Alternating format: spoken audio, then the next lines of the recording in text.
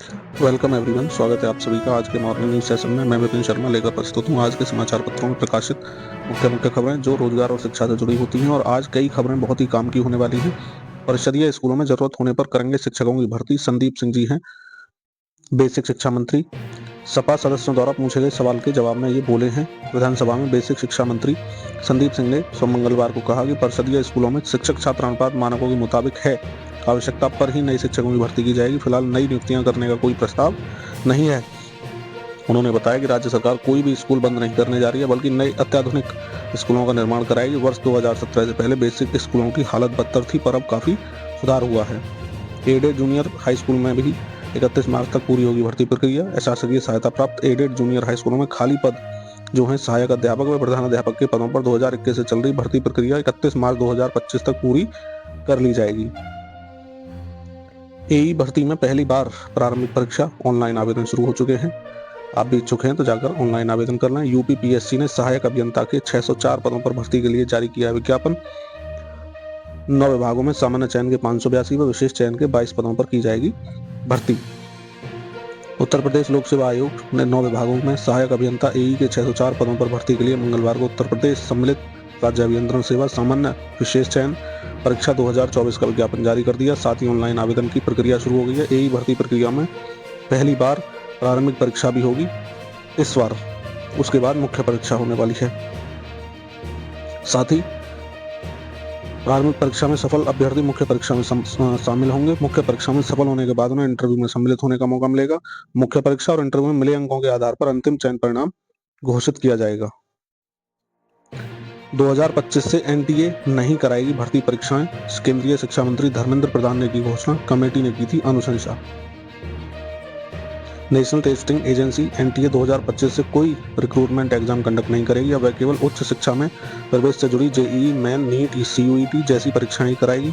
मंगलवार को केंद्रीय शिक्षा मंत्री धर्मेंद्र प्रधान ने पार्लियामेंट में इसकी घोषणा की। अगले साल एजेंसी को रिस्ट्रक्चर किया जाएगा। 10 नए पोस्ट भी क्रिएट किए गए हैं। पिछले साल नीट परीक्षा के पेपर लीक होने और दूसरी परीक्षाओं के कैंसिल होने के बाद हाई लेवल कमेटी बनाई गई थी। इस कमेटी ने जो रिकमेंडेशन दिए उसी के आधार पर एनटीए में ये सुधार किए जा रहे हैं। प्रधान ने कहा सीयूईटी यूजी साल में एक बार कराना जारी रहेगा। एसबीआई में 13,735 क्लर्क की होगी भर्ती। अभ्यर्थियों के लिए आवेदन की अंतिम तिथि 17 जनवरी। बिहार में एसबीआई क्लर्क के लिए 1,111 रिक्तियां हैं। बैंकिंग प्रतियोगिता परीक्षा की तैयारी करने वाले अभ्यर्थियों के लिए अच्छी खबर है। एसबीआई ने लंबे अंतराल के बाद क्लर्क के 13,735 पदों के लिए आवेदन आमंत्रित किया है। इसमें बिहार के लिए 1,111 रिक्तियां, वहीं अलग अलग राज्यों के लिए अलग अलग रिक्तियां हैं। अधिक जानकारी के लिए आप ibpsonline.ibps.in पर 17 जनवरी तक जाकर आवेदन कर सकते हैं और बाकी जानकारी भी वहीं से ले सकते हैं। बाई नाउ पे लेटर से नहीं हो रही सेविंग्स, युवा पीढ़ी के लिए चेतावनी। बैंक भी अपना दृष्टिकोण बदलें। आरबीआई के डिप्टी गवर्नर ने मालदीव में हुए कॉन्फ्रेंस में दी चेतावनी।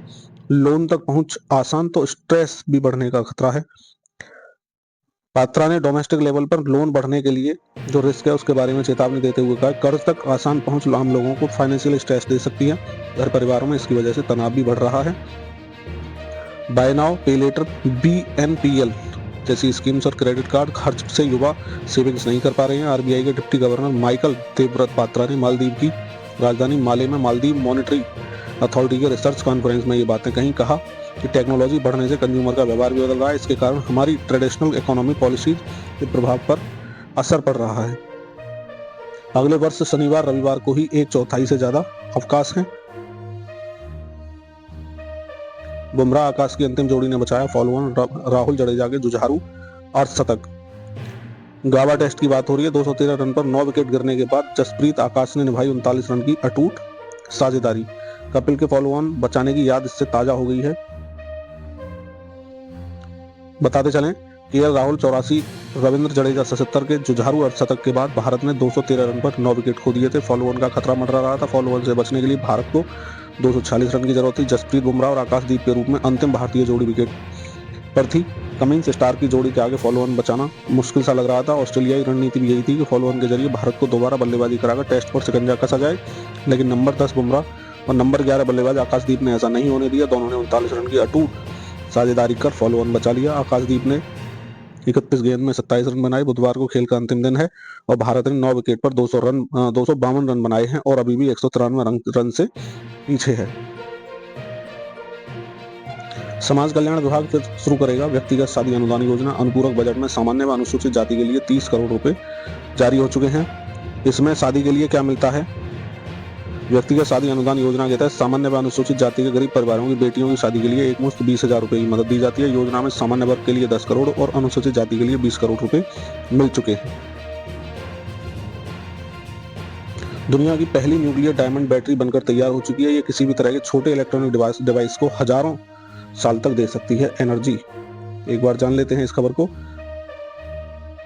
दुनिया की पहली न्यूक्लियर डायमंड बैटरी बनकर तैयार हो चुकी है। बैटरी किसी भी तरह के छोटे इलेक्ट्रॉनिक डिवाइस को हजारों साल तक एनर्जी प्रदान कर सकती है। इस बैटरी में हीरे के अंदर रेडियो एक्टिव मटेरियल डाला गया है। इस बैटरी में कार्बन 14 नाम का रेडियो एक्टिव सब्सटेंस है जिसका हाफ लाइफ जो है 5730 साल है। डिवाइस अगर इतने साल चल सकता हो तो उसे एनर्जी मिलती रहेगी।